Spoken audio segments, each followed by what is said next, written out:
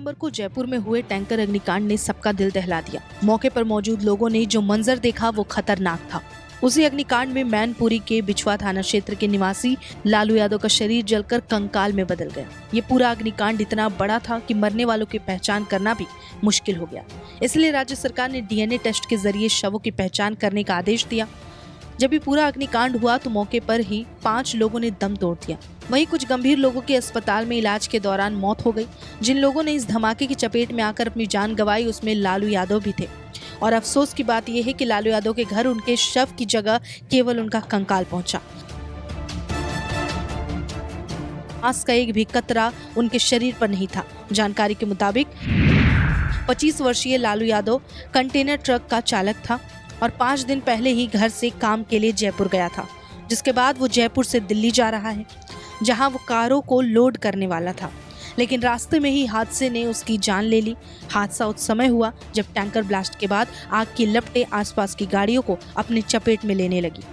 लालू का ट्रक भी इन लपेटों की चपेट में आ गया और उसके ट्रक के कैबिन में आग लग गई। लालू ट्रक की सीट पर ही बैठा हुआ था और उसे इतना समय भी नहीं मिला कि वो ट्रक से कूदकर अपनी जान बचा सके। आग में झुलसकर उसका शरीर पूरी तरह से कंकाल में बदल गया, जिसके बाद ट्रक के नंबर से उसकी पहचान की गई। अपने बेटे की ऐसी दर्दनाक मौत की खबर सुन लालू के घर में मातम पसर गया। पहचान के बाद लालू का शव उसके घर पहुंचा।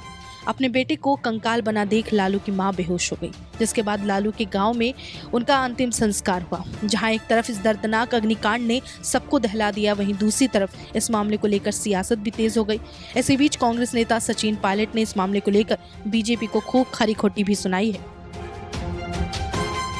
रोड पर क्योंकि वो हादसा, क्योंकि इसमें ऑयल टैंकर इन्वॉल्व था, इतनी आग लगी और बड़ा एक भीषण हादसा हुआ। मुझे लगता है कि इससे हम सब बहुत दुखी हैं, लेकिन मैं चाहूँगा कि इस पर हम लोग जांच अवश्य करें, किन कारणों से इतना बड़ा हादसा हुआ। अगर वहाँ पर ट्रैफिक नियम की बात है, रोड कंस्ट्रक्शन की बात है, इनकम्प्लीट कंस्ट्रक्शन की बात है, या हाईवे पे जिस प्रकार की सावधानी बरतनी चाहिए हमने नहीं बरती है, उसका अध्ययन करना पड़ेगा। एक्सीडेंट्स न सिर्फ राजस्थान में, पूरे देश में बढ़ रहे हैं, लेकिन सरकारों को इस पर बहुत गंभीरता से ध्यान देना पड़ेगा कि हम सेफ्टी नॉर्म्स को हम फॉलो कर रहे हैं कि नहीं कर रहे हैं।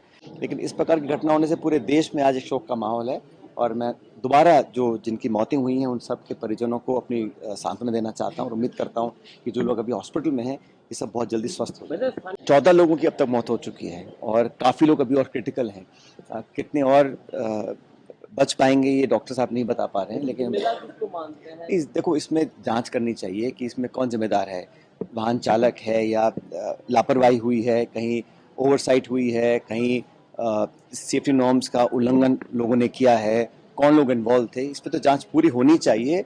लेकिन जांच के बाद उस जांच से सबक लेना पड़ेगा। नहीं, ऐसे बहुत से चोक पॉइंट्स हैं और ब्लैक पॉइंट्स हैं जहां पर अक्सर एक्सीडेंट्स होते हैं और इसका मैंने देखा था कि भारत सरकार अध्ययन कर रही थी कि हम कैसे जो ब्लाइंड स्पॉट्स हैं, डार्क स्पॉट्स हैं, एक्सीडेंट प्रोन जोन्स हैं, उस पर हम कुछ एहतियात बरतें। लेकिन बहुत ज़्यादा कामयाबी मिली नहीं है, क्योंकि हर साल हमारे रोड एक्सीडेंट्स और एक्सीडेंट्स में होने वाली मौतें बढ़ रही हैं।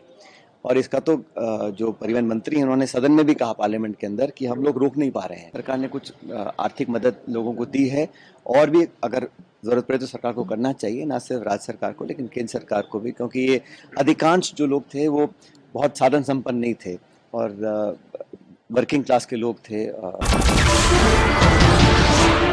नमस्कार, मैं हूं मानक गुप्ता। अगर आपको हमारा ये वीडियो पसंद आया हो तो इसे लाइक और शेयर जरूर करें और हाँ, हमें सब्सक्राइब और फॉलो करना ना भूलें ताकि आप देश और दुनिया की कोई खबर मिस ना करें। तो जुड़े रहिए हमारे साथ और देखते रहिए न्यूज़ 24।